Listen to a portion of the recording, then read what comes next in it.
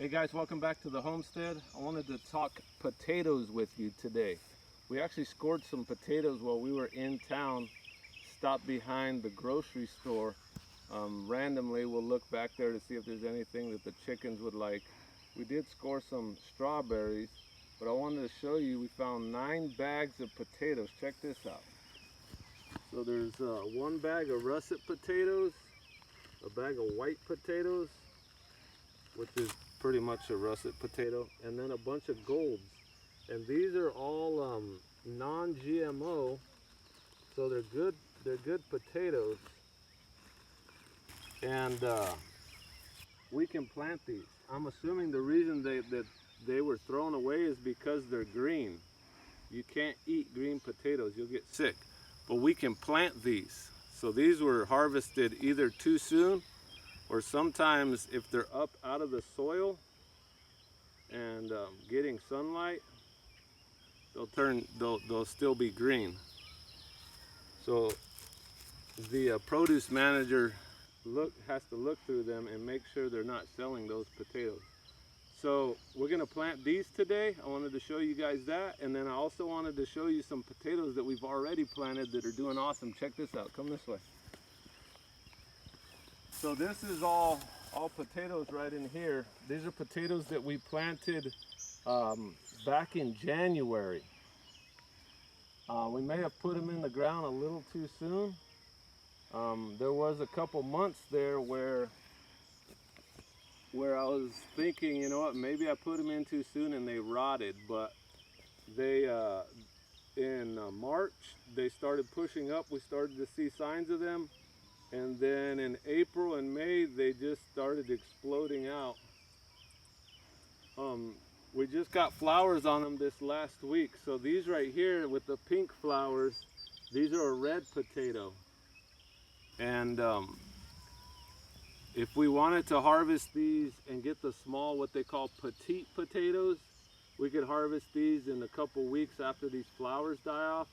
But then a couple weeks after this, all this foliage will just kind of start to die off, and then that's when we can harvest them. So these are about 6 weeks away from being able to harvest.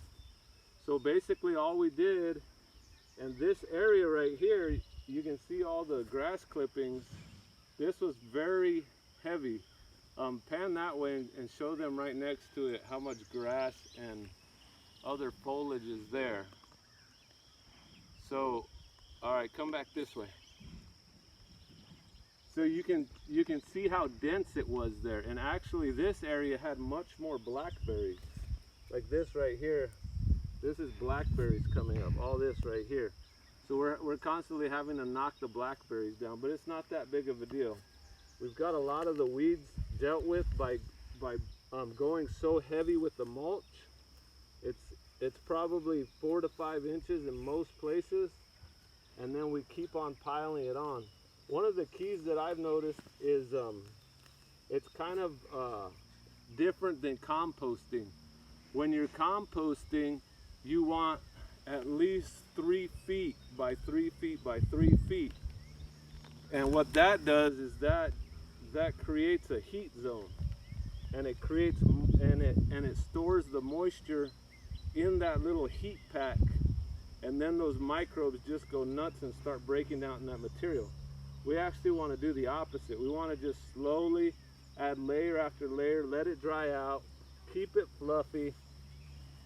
It will break down at the bottom. Like if I go in and here's some of the bottom stuff, see how black that is, and then you can see the fungus, the white fungus on there.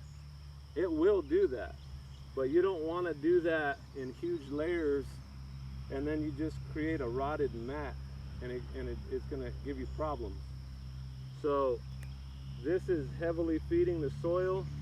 Let me show you guys. I'm going to take you this way. A lot of you guys haven't seen this area over here.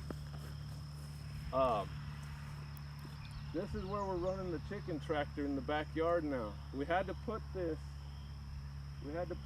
electric fence around it, so we have to knock this grass down. The chickens don't like it much more than 4 inches tall, so we bring the mower through. even after they've gone through and they've knocked it down, it'll spring back up, and we take the mower through, and then when we knock it down, then we take those grass clippings and we put it over here on the potatoes, so it's right next door to it. You can see a group of chickens here.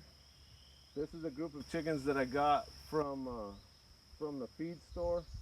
There's 14 of those. Those are a layered chicken. But then inside of the chicken tractor, there's about 25 chickens that are very close to being mature layers. I'll give you guys another rundown of that. I just wanted to show you where that grass is coming from, and I wanted to show you this little system that we got going on. So we harvest the grass out of here, and it feeds the potatoes.